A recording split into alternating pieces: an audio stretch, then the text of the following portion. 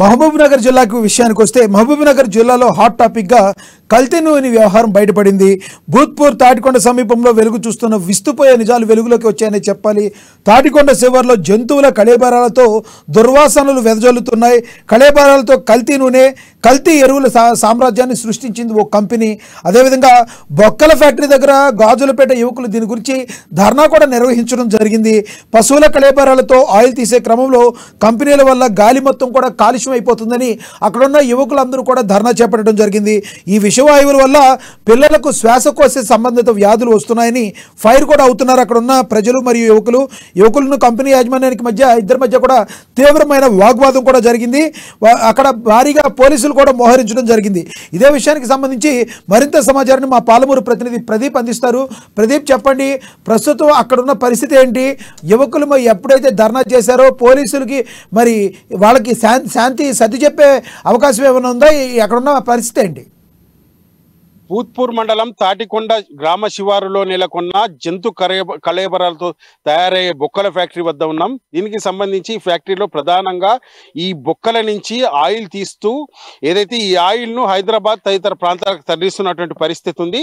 అయితే ఈ ఆయిల్ ఏదైతే దీనికి సంబంధించి డాల్డాగా తయారు చేసి అమ్ముతున్నట్టు కూడా మనం విజువల్స్ లో కూడా చూడొచ్చు. ఈ కంపెనీకి సంబంధించి మరియు ముడి సరుకు, తర్వాత దీనికి సంబంధించి బొక్కలకు సంబంధించి ఈ చూరాతోటి కోళ్ల దానాగా తయారు చేస్తారంటూ కూడా మనం చెప్పొచ్చు. దీనికి సంబంధించి ఇది పూర్తిగా కలుషిత వాతావరణంలో ఈ కంపెనీ నడుస్తుందని కూడా చెప్పొచ్చు. పెద్ద ఎత్తున ముడుపులు తీసుకొని అధికారులు దీనికి సంబంధించి దీనికి ప్రాధాన్యత ఇస్తున్నారండి.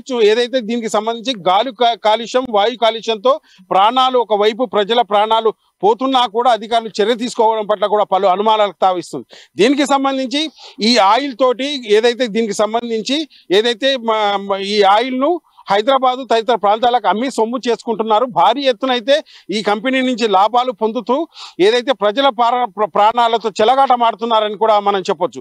దీనికి సంబంధించి అధికారులు దీనిపై చర్యలు తీసుకోవాలి. గ్రామస్తుల ఆరోగ్యాలను దెబ్బతీస్తున్న ఈ కంపెనీపై చర్యలు తీసుకోవాలన్న ఒకవైపు గ్రామస్తుల ఏదైతే దీనికి సంబంధించి ఆరోపణలు చేస్తున్న నేపథ్యంలో అధికారులు కూడా దీన్ని పట్టించుకోవడం లేదని కూడా చెప్పొచ్చు. ఈ పూర్తి స్థాయిలో ఈ కంపెనీ వల్ల కాలుష్యంతో ఒకవైపు ప్రాణాలు పోతున్నాయంటూ గత కొన్ని సంవత్సరాలుగా పోరాటం చేస్తున్నారు. గతంలో కూడా ఆరోపణలు వచ్చిన నేపథ్యంలో ఒక 3 నెలల పాటు ఈ కంపెనీ మూసివేసిన నేపథ్యంలో మళ్ళీ ఈ మధ్యనే కంపెనీ తెరవడం వల్ల ఇటువంటి కాలుష్యం పూర్తిగా గాలి కాలుష్యం వచ్చి గ్రామాల్లో ఈ దుర్వాసనతోటి చిన్నపిల్లల ఆరోగ్యాలు, శ్వాసకోశ సంబంధిత వ్యాధులు వస్తున్నాయంటూ కూడా ప్రజలు ఆరోపిస్తున్నటువంటి నేపథ్యం ఉంది. అధికారులు దీనిపై సత్వరంగా చర్యలు తీసుకొని ఏదైతే ఈ కంపెనీని కాలుష్య సంబంధించి ఈ కంపెనీ నెలకొల్పన యాజమాన్యంపై చర్యలు తీసుకుంటూ ఈ కంపెనీని తొందరగా మూసివేయాలంటూ కూడా ఏదైతే గ్రామస్తులు కోరుతున్నారు. దీనికి సంబంధించి గత రాత్రి ఈ కంపెనీ వద్ద ఏదైతే మళ్ళీ జంతు కళేబరాలను తీసుకొస్తున్న నేపథ్యంలో ఆటోను అడ్డుకొని గ్రామస్తులు ఆందోళన చేశారు. కొంత ఉద్రిక్త వాతావరణం కూడా నెలకొన్నది. పోలీసులు వచ్చి ఇరు వర్గాలను శాంతింపజేసి చెదరగొట్టడంతో పరిస్థితి సద్దుమణిగినా కూడా మళ్ళీ ఈ రోజు ఉదయం ఈ కంపెనీ బంద్ చేయాలంటూ పెద్ద ఎత్తున గ్రామస్తులు వచ్చారు. దీనికి సంబంధించి కంపెనీ యాజమాన్యంతో ఇప్పుడు చర్చలు జరుపుతున్నారు మనకు తెలుస్తా ఉంది. దీనికి సంబంధించి గ్రామస్తులు అయితే పట్టుబట్టారు. ఈ కంపెనీని కాలుష్య